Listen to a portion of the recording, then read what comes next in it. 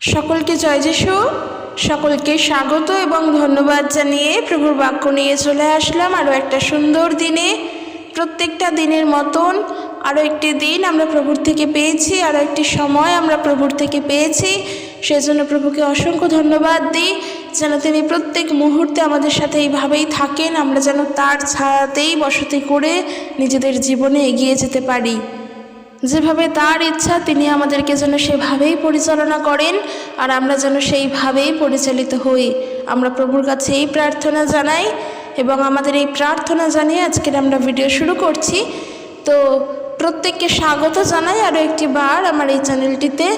যারা যারা নূতন এসেছো, যারা যারা পুরনোরা রয়েছো, সকলকে ধন্যবাদ। তোমাদের প্রত্যেককে স্বাগত প্রভু যিশুর নামেতে।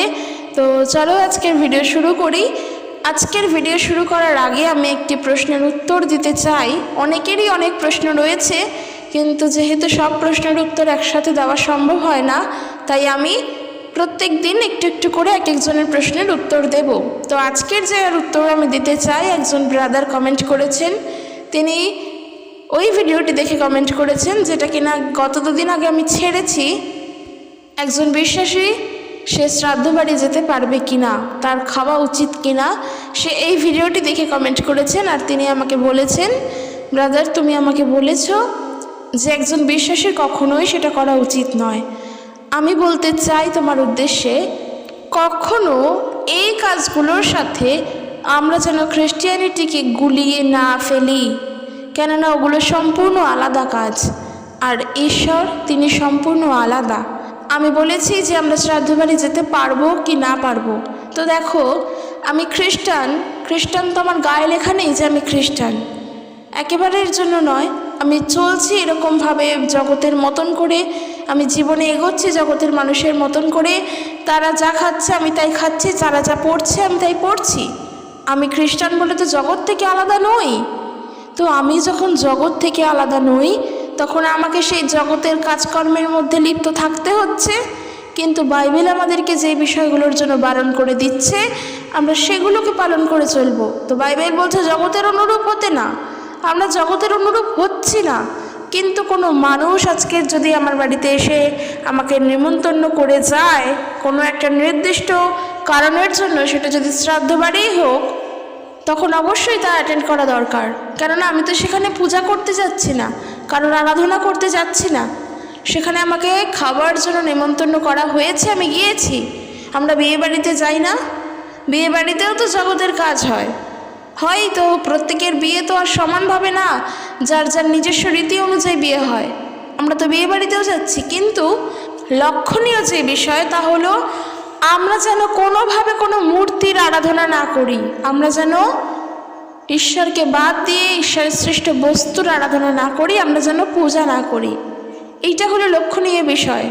তো একজন শ্রাদ্ধ বাড়িতে আমাকে কেউ নিমন্ত্রণ করলে আমি যদি তার বাড়িতে একটা মিষ্টির বাক্স নিয়েও যাই, তার মানে তো এই নয় যে আমি তার বাড়িতে কোনো পুজোতে যাচ্ছি, একদমই নয়, একেবারের জন্য নয়। আমি তো তার বাড়িতে পুজোতে গেলাম না, সে আমাকে নিমন্ত্রণ করেছে। আর আজকের আমার বাড়িতে যখন প্রভু যিশুর প্রার্থনা হবে, আমার বাড়িতে যদি আজকের বড়দিনের অনুষ্ঠান হয়, আর ঈশ্বরের বাক্য বলছে, প্রভু যিশু বলছেন নিজের প্রতিবেশীকে নিজের মতন করে প্রেম করো, আর ঈশ্বরের কথা শোনানোর জন্য প্রত্যেককে আহ্বান করা হচ্ছে, তখন যদি আমি ওই ব্যক্তিকে যাই আহ্বান করতে যে আমার বাড়িতে এসো, প্রার্থনা আছে, সবাই আসবে, তোমরাও এসো, আর তখন যদি সে আমাদের বাড়িতে না আসে, আর তখন যদি সে বলে যে তোমাদের বাড়িতে কেন যাব, কি কারণের জন্য যাব, আমরা তো খ্রিস্টান নই, আমরা তো হিন্দু, কেন শুনবো যিশুর কথা, তখন আমাদের উত্তর দেওয়ার কিছু জায়গা কি থাকবে? তো সেই জন্য ঈশ্বর আমাদেরকে বুদ্ধি, বিবেচনা, বিবেক, জ্ঞান, বোধ এই সব কিছু দিয়ে এই জগতে পাঠিয়েছেন। চালনা তো তিনি করছেন, বুদ্ধিদান তো তিনিই দিয়েছেন, কিন্তু তারপরেও নিজেদের বুদ্ধি খাটাতে বলছে। গীত সংগীতা তার 14 গীত 2 পদ তাই বলছে, আমরা ঈশ্বরমুখী হচ্ছি কিনা তার জন্য ঈশ্বর প্রত্যেক মুহূর্তে তার লোকেদের প্রতি স্বর্গ থেকে দৃষ্টি রাখেন। কাজেই আমরা কি করছি না করছি ঈশ্বর সবটা দেখতে পাচ্ছেন। অর্থাৎ ঈশ্বর আমাদেরকে বুদ্ধি দিয়েই পাঠিয়েছেন, আমরা সেই বুদ্ধিকে ব্যবহার করছি কি না ঈশ্বর তাও দেখতে পাচ্ছেন। কাজেই মাথায় রাখবো, যেটা ঈশ্বর বিরোধিতা কাজ সেই কাজ আমরা যেন না করি। সেটা প্রত্যেক বিশ্বাসের জন্য, যেটা কিনা ঈশ্বরের বিরুদ্ধাচরণ করে সেটাই হলো পাপ কাজ করা। তো অবশ্যই মূর্তি পূজা হলো ঈশ্বরের বিরোধিতার কাজ, ঈশ্বরের বিরুদ্ধে কাজ করা। তো আমরা যেন মূর্তি পূজা না করি। আর এই মূর্তি পূজা বা প্রতিমা পূজা মানে শুধুমাত্র যে আইডল ওয়ার্শিপ তা নয়, নিজেদের মধ্যে যে সমস্ত কুৎসাগুলো রয়ে গিয়েছে, যেমন পাপ, হিংসা, পাপ অর্থাৎ এক কথায় যাকে বলছে হিংসা, লোভ, তারপরে আমাদের নানা কুচিন্তা, মন্দ কথা, এই সমস্ত কিছু যেন আমরা মৃত্যুস্বাদ করি, অর্থাৎ এদেরকে যেন মেরে ফেলি। এই প্রতিমা পূজা করাও আমরা যেন বন্ধ করি। কাজেই কারোর বাড়িতে অনুষ্ঠান করতে গেলে বা অনুষ্ঠানে খেতে গেলে, কেউ নিমন্ত্রণ করলে তার বাড়িতে গেলে সেটা পাপ কাজ কোনো দিনের জন্য নয়, কোনো দিনের জন্য নয়। এটা ধারণাটাই ভুল। কিন্তু এখন তুমি যদি না খাও সেটা সম্পূর্ণ তোমার ব্যক্তিগত ব্যাপার, সেখানে আমরা কোনো কথাই বলতে পারি না। কিংবা তুমি যদি খাও সেটাও তোমার ব্যক্তিগত ব্যাপার, কিন্তু এখানে কোনো ভুল নেই। আর সেই জন্যই আমি ভিডিওর শুরুতে প্রথমে বলে দিয়েছি যে প্রত্যেকের ধারা এক নয়, প্রত্যেকের চিন্তাধারাও এক নয়। তুমি আজকের অন্য ভাবতেই পারো, আমি অন্যরকম ভাবি। তো আমাদের ধারার উপরে তো ঈশ্বরের অস্তিত্ব নির্ভর করে না। আমরা কোন ধারায় তাকে ভাবছি সেই অনুযায়ী তো ঈশ্বর নেই, ঈশ্বর তো আছেন। আমরা তাকে ভাবি চাই না ভাবি, তিনি আছেন। তাই আমাদের ধারার উপরে কখনোই তিনি নির্ভর করেন না। তাই আমরা যেন সত্যকে বুঝি, যেটা ঈশ্বর জানাচ্ছেন যেন আমরা সেটা বুঝতে পারি, যেন আমরা সেটাই বুঝি। তাই কে আমাদেরকে কি শিখিয়েছে, কে কি বলেছে, আমরা যেন তার দ্বারা না চলি, আমরা ঈশ্বরের জ্ঞানের দ্বারা চলবো। যেই জ্ঞান প্রভু দিয়েছেন সেই জ্ঞানের দ্বারা চলবো। তো আমি তোমার উদ্দেশ্যে এটাই বলতে চাই, যেটা সত্য আমরা সেটাকে বিশ্বাস করব।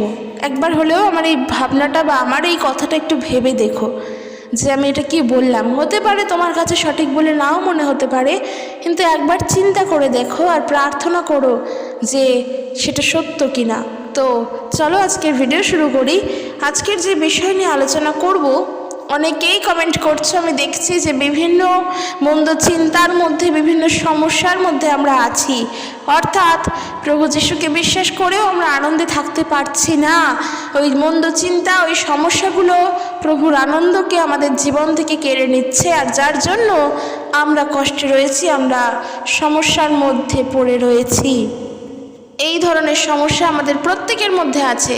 তো আজকের আমরা বাক্য থেকে দেখব এবং নিজেরাও শিখব যে প্রভু আমাদেরকে এই বিষয় কি বলছেন, প্রভুর বাক্য আমাদেরকে এই বিষয় কি বলছেন। তো সর্বপ্রথম একটু পড়ব যাকবের পত্র, তার 4 অধ্যায় 1 পদ থেকে। এখানে ঈশ্বরের বাক্য এরূপ বলছে, যাকব তার পত্রে তিনি বলছেন, তোমাদের মধ্যে ঝগড়া বিবাদ কোথা থেকে আসে তা কি তোমরা জানো? তোমাদের দেহের মধ্যে যে সমস্ত স্বার্থপর লালসা যুদ্ধ করছে সেই সবের মধ্যে থেকেই আসে। তোমরা কিছু চাও কিন্তু তা পাও না, তখন খুন করো ও অপরকে হিংসা করো, কিন্তু তবুও তা পেতে পারো না। তাই তোমরা ঝগড়া করো আর কি মারামারি করো। বলছে তোমরা যা চাও তা পাও না, কারণ তোমরা ঈশ্বরের কাছে চাও না, অথবা চাইলেও যদি না পাও তার কারণ তোমরা অসৎ উদ্দেশ্য নিয়ে চাও। তোমরা কেবল নিজেদের ভোগ বিলাসের ব্যবহারের জন্য জিনিস চাও। সুতরাং তোমরা ঈশ্বরের প্রতি বিশ্বস্ত নও। তোমাদের জানা উচিত যে জাগতিক বস্তুগুলিকে ভালোবাসার অর্থ হলো ঈশ্বরকে ঘৃণা করা। আর এই জাগতিক বস্তু কোনগুলো? কারোর বাড়িতে নিমন্ত্রণ খেতে যাওয়াটা নয়। এই জাগতিক বস্তুগুলো হলো স্বার্থপরতা, লালসা, হিংসা, মারামারি, একে অপরের মধ্যে বিবাদ, এই সমস্ত কিছু হলো জাগতিক বস্তু। লোভ করা, এগুলো জাগতিক। আর এদেরকে যদি ভালোবাসি তখন আমরা ঈশ্বরের বিরুদ্ধাচরণ করি। কীরকম? আজকের সাপোজ ধরো, উদাহরণস্বরূপে যদি আমি বলি, এই যে প্রভু যিশুকে যখন ক্রুশবিদ্ধ করা হয় তখন তো তার উপরে অত্যাচারিত করা হয়েছে, তাকে অত্যাচার করা হয়েছে। তো তিনি যদি সেই সময় একটা মুখ খুলতেন কিংবা তাদের ওপরে চড়াও হতেন, তাদের ওপরে তিনি যদি তাদেরকে অত্যাচার করতেন, তিনি তো চাইলেই করতে পারতেন, তিনি তো ঈশ্বর ছিলেন। তিনি তো চাইলেই নিজেকে সুস্থ করতে পারতেন, তিনি তো ঈশ্বর। তাদের ওপরে যদি তিনিও চড়াও হতো, তাহলে কোনো দিনেরই জন্য আমরা বুঝতামই না যে আমাদের মধ্যে পাপ কি আর আমাদের মধ্যে পূর্ণতাই বা কী, আমরা কিভাবে ঈশ্বরের বাধ্য হয়ে চলবো। তিনি কিন্তু চড়াও হননি, উপরন্তু তিনি চুপ ছিলেন, কারণ তিনি ঈশ্বরকে প্রেম করতেন, ঈশ্বরকে ভালোবাসতেন। তাই তিনি জাগতিক বস্তুকে ভালোবাসতেন না। আর যার জন্য যখন তিনি অত্যাচারিত হয়েছেন, তখন তিনি নিজের পিতার কাছেও একটা কথা বলেনি। এমনকি প্রভু যীশু সেই গেতসেমানি বনে তিনি কি বলেছিলেন, যে তোমার যা ইচ্ছা তুমি তাই আমার জীবনে করো। তিনি যখন প্রার্থনা করছেন, তখন তিনি ঈশ্বরকে এই কথা বলেছেন। তিনি তো জানতেন যে তার মৃত্যু হবে, তাকে শত্রুদের উপরে সমর্পণ করা হবে, তিনি তো এটা জানতেন। তাহলে তিনি কি ঈশ্বরের কাছে বলতে পারতেন না যে পিতা তুমি আমার জীবনে এত কষ্ট দিও না? সে কিন্তু বলেনি, সে বলেছে তোমার যেটা ইচ্ছা তুমি তাই পূর্ণ করো, আমার জীবনের জন্য তোমার ইচ্ছাই পূর্ণ হোক। আর আমরা যদি দেখি, তাকে ক্রুশবিদ্ধ করা হয়েছে, তাকে অত্যাচার করা হয়েছে, তাকে মারাত্মকভাবে দণ্ড দেওয়া হয়েছে। সেই সময় প্রভু একটা কথাও বলেননি, কারণ তিনি পিতাকে ভালোবাসতেন, তিনি পিতার আজ্ঞা সকল পালন করতেন, তিনি পিতাকে প্রেম করতেন। তাই আমাদের মধ্যে যে সমস্ত জিনিস আমাদেরকে নানা সমস্যার মধ্যে ফেলছে, যে সমস্ত জিনিস আমাদেরকে দিয়াবলের মধ্যে বেঁধে রাখছে, এই যে বললাম স্বার্থপরতা, লোভ, লালসা, হিংসা, পাপ, যেকে এক কথায় পাপ বলছে, সেই পাপ যখন আমাদেরকে বেঁধে রাখছে, আমরা সেখান থেকে বেরিয়ে আসতে পারছি না। পাপের মধ্যে থেকে আমরা আনন্দ করতে পারছি না প্রভুর জন্য। কেন পারছি না? কারণ পাপ আমাদেরকে বেঁধে রেখেছে। আর বাক্য কি বলছে? সেই জন্য বাক্য বলছে যে সুতরাং তোমরা ঈশ্বরের প্রতি বিশ্বস্ত নও।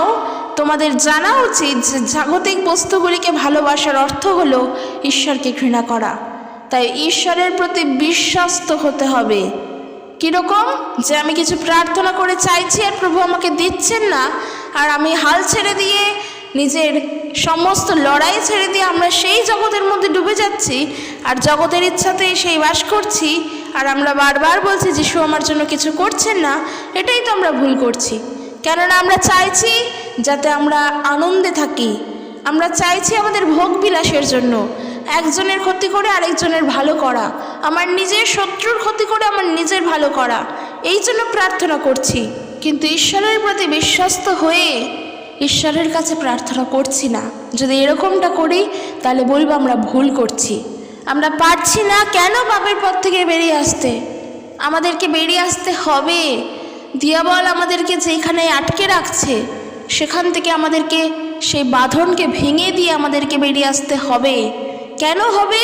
কারণ দিয়াবল চায় না যেন আমি প্রভুর পথে গিয়ে শান্তিতে থাকি।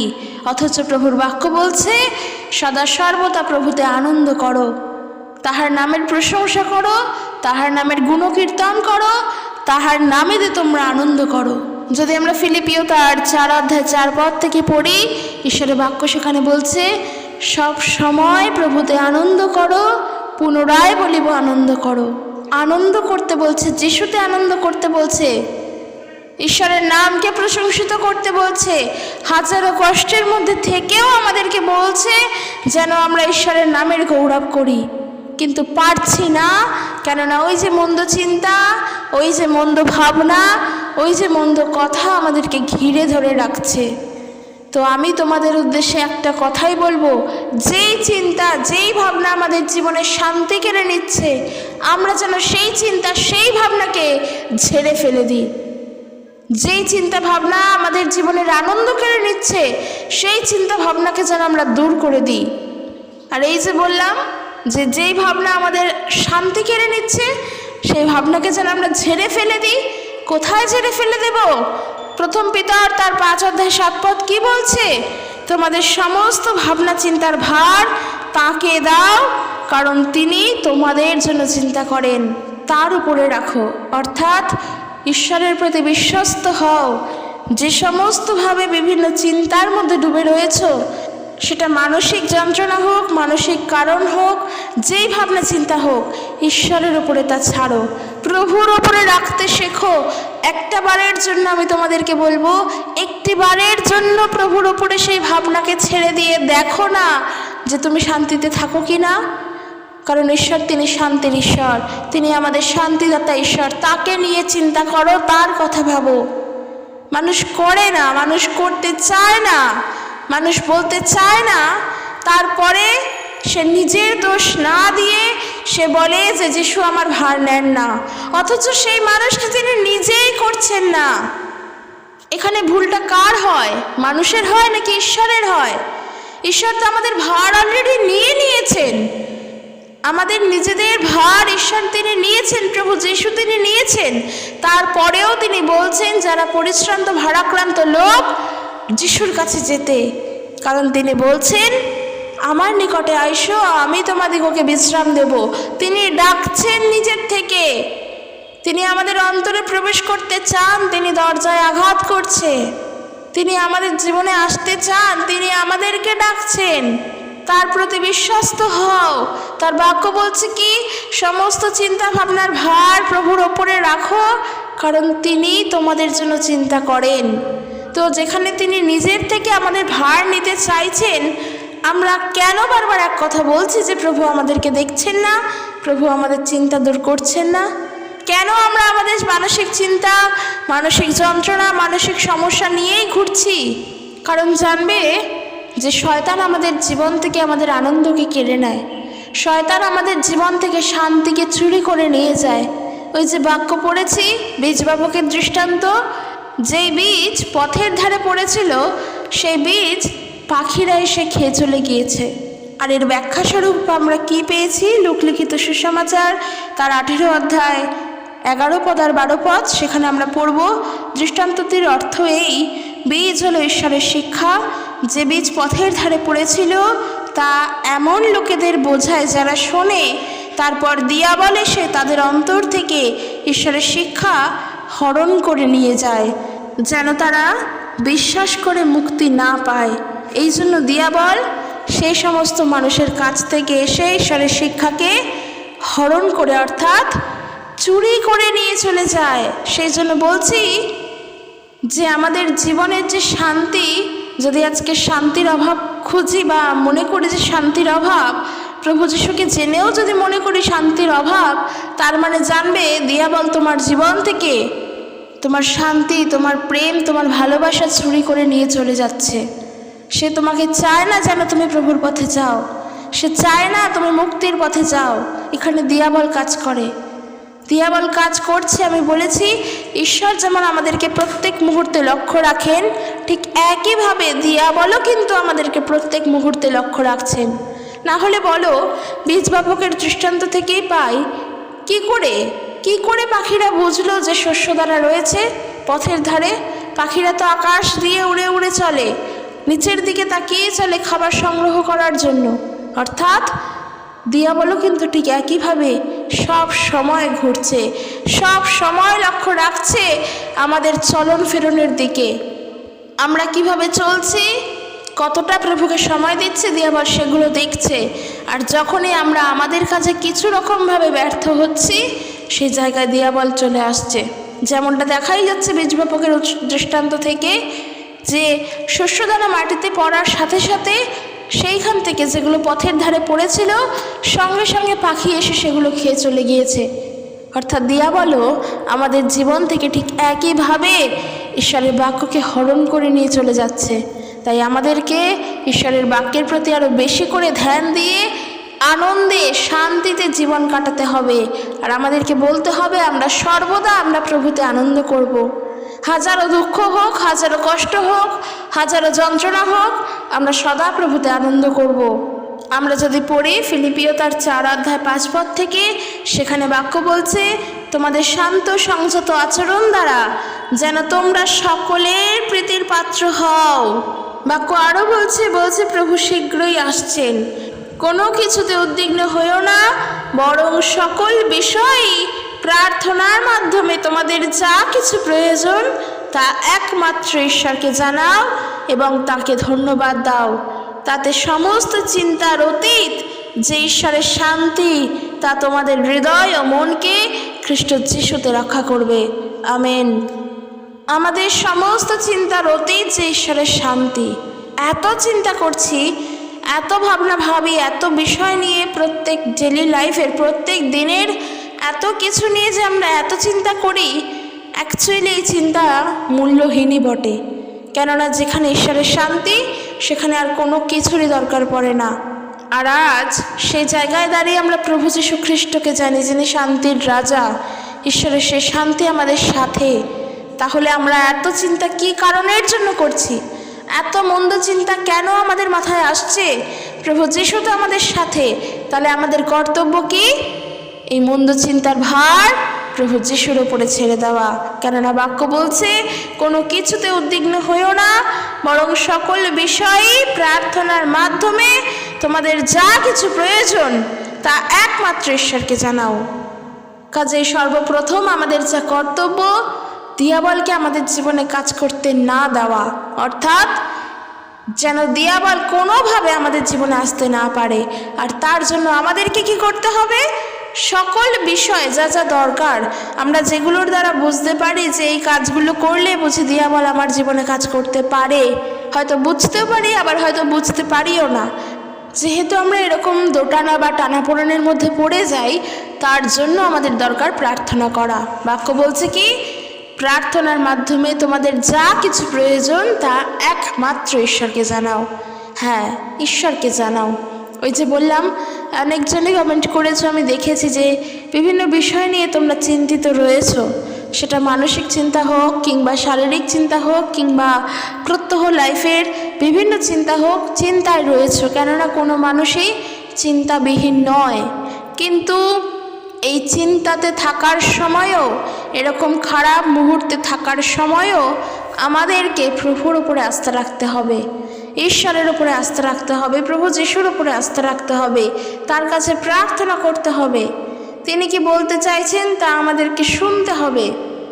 তিনি আমাদের জন্য ওই বিষয়ের জন্য কী ভাবছেন আমাদেরকে বুঝতে হবে। আমরা যদি দেখি ইব্রিয় তার 13 অধ্যায় 5 পদ, সেখানে বাক্য বলছে, তোমাদের আচার ব্যবহার ধনাশক্তিবিহীন হোক, তোমাদের যা আছে তাতে সন্তুষ্ট থাকো। কারণ তিনি বলেছেন, যেটা আমার মেন পদ বা মেন বিষয়, তা দ্বিতীয় বিবরণ 31 অধ্যায় 6 পদ যদি পড়ো, সেখানে আমরা পাবো। সেখানে বাক্য বলছে, প্রভু ঈশ্বর এই কথা বলেছেন, আমি তোমাকে কখনো ত্যাগ করব না, আমি তোমাকে ছাড়ব না। ঈশ্বর স্বয়ং এই কথা বলছেন যখন, অবশ্যই উচিত তার উপরেই নির্ভর করা, সেটা যে কোনো কারণের জন্য হোক, যে কোনো মুহূর্তের জন্য হোক। আর যখন প্রভু এ কথা বলেন, সেই প্রভু যখন আমাদেরই সাথে, তখন তো আমাদের ভার এমনিই তার উপর রাখতে হবে। তখন তো আমাদের নিজেদের চিন্তা ভাবনা তার উপরেই ছাড়তে হবে। তাহলে আমরা কেন বৃথাই চিন্তা করে সময় নষ্ট করছি? কেন আমরা নিজেরাই দিয়াবলকে সুযোগ করে দিচ্ছি আমাদের জীবনে কাজ করার জন্য? কেন আমরা ঈশ্বরের প্রতি বিশ্বস্ত নই? কেন আমরা আমাদের মধ্যে থাকা স্বার্থপরতা, হিংসা, লোভ, লালসা, এই সমস্ত কিছুকে জাগ্রত করছি? কেন আমরা এগুলোর মধ্য দিয়ে চলে দিয়াবলকে সবথেকে আনন্দ বেশি করে দিচ্ছি? কেননা আমরা প্রভুতে আনন্দ করব। আমাদের কষ্টের সময় থেকেও আমরা প্রভুতে আনন্দ করব, আমাদের দুঃখের সময় থেকেও আমরা প্রভুতেই আনন্দ করব। কেন আমাদের দুঃখের সময় আমরা বেশি করে করে প্রভুর নামে দোষারোপ করে দিয়াবলকে সুযোগ করে দিচ্ছি? ভুলগুলো আমাদের। আমরা নিজেদেরকে পরিবর্তন করব। এই জায়গাগুলো থেকে আমরা নিজেদেরকে পরিবর্তন করব। বাক্য পড়ে, বাক্যকে বুঝে নিজেদেরকে শুধরানোর চেষ্টা করব। আমাদের মন তো পরিবর্তন ঈশ্বর করেছেন, আমাদেরকে তো পরিবর্তন ঈশ্বর করেছেন, কিন্তু যেগুলো আমরা নিজেরা ঠিক করতে পারি, অবশ্যই আমাদের সেগুলোর দিকে নজর দিতে হবে। আমরা যেন বাক্য পড়ে, বাক্যকে বুঝে যেন প্রভুর পথে চলতে পারি, প্রভুর ওপরে নির্ভর থেকে যেন চলতে পারি, আর মানুষের কাছে যেন প্রভুর কথা আমরা বলতে পারি। কেননা প্রভু যীশু শীঘ্রই আসছেন। অর্থাৎ আমরা নিজেদের হৃদয় তাকে আমাদের মুক্তিদাতা বলে যখন গ্রহণ করেছি, তখন এটা জেনে নেব যে কোনো সময়, যে কোনো কষ্টের মধ্যে, যে কোনো পরিস্থিতিতে তিনি আমাদের মুক্তিদাতা, তিনি আমাদের শান্তিদাতা, তিনি আমাদের জন্য আছেন। তাই কোনোভাবে যেন আমরা দিয়াবলকে সুযোগ করে না দিই, কোনোভাবে যেন আমরা দিয়াবলকে যেন না বলি যে তুমি আমার জীবনে কাজ করো। ডাইরেক্ট হয়তো বলি না, আমাদের নিজেদের ভুলের মধ্য দিয়ে, আমাদের নিজেদের কাজকর্মের মধ্য দিয়েই আমরা বলে ফেলি। তাই আমরা সব সময় প্রার্থনা করব, প্রভুতে স্থির থাকব, প্রভুর বাক্য যা বলছে তা শুনে তা পালন করে চলার চেষ্টা করব। কেননা প্রভুর বাক্যই আমাদের জীবনের জন্য যথেষ্ট, ঈশ্বরের অনুগ্রহই আমাদের জন্য যথেষ্ট। তাই যখন ঈশ্বরের অনুগ্রহ আমাদের সাথে, তখন এই সমস্ত চিন্তাভাবনার ভার প্রভুর উপরে রাখবো। আর যারা বলছিলে যে বিভিন্নভাবে দিয়াবলের কাজের দ্বারা হয়তো আমরা চালিত হচ্ছি, কিংবা চিন্তা আমাদের জীবন থেকে যাচ্ছে না, আমরা মন্দ চিন্তা করছি, কি করে বেরিয়ে আসবো জানি না, একটাই কথা বলতে চাই, একটাই টিপস দিতে চাই, প্রার্থনা করো। আর শুধু যে প্রার্থনা সেটাই নয়, সম্পূর্ণ আস্থা প্রভুর ওপরে রাখো, ঈশ্বরের প্রতি বিশ্বস্ত হও, নিজে আনুগত্য থাকো, নিজেকে শূন্য করো, তবেই তো লক্ষ্যে পৌঁছাতে পারবো। প্রভুর ওপরে নির্ভর করব, দিয়াবলকে নিজের জীবনে কাজ করতে আমরা দেব না। তো বন্ধুরা, আজকের ভিডিওটি কেমন লাগলো জানিও, এবং ভিডিওটি অবশ্যই সবার কাছে শেয়ার করো। কেননা আমরা অনেকে যিশুতে থেকেও কষ্টে আছি, যন্ত্রণার মধ্যে রয়েছি, তাদের সকলের কাছে প্রভুর এই শিক্ষা, প্রভুর এই বাক্য যাওয়া প্রয়োজন। কেননা আমরা এই বাক্যের দ্বারা অনেক কিছু শিক্ষা গ্রহণ করি, তাই আমাদের উচিত একে অপরের কাছে প্রভুর বাক্যকে শেয়ার করা, যাতে তারাও প্রভু যিশুকে জানতে পারে আর প্রভুর পথে চলার জন্য আরও বেশি করে উদ্গ্রীব হতে পারে। তো চলো, আজকের ভিডিও এখানে শেষ করছি। দেখা হবে পরের দিন আরও একটা নতুন ভিডিওতে। সকলে সুস্থভাবে থাকো। ঈশ্বরের প্রেম, শান্তি, ভালোবাসা তোমাদের প্রত্যেকের প্রতি বর্তুক। জয় যিশু। Praise the Lord.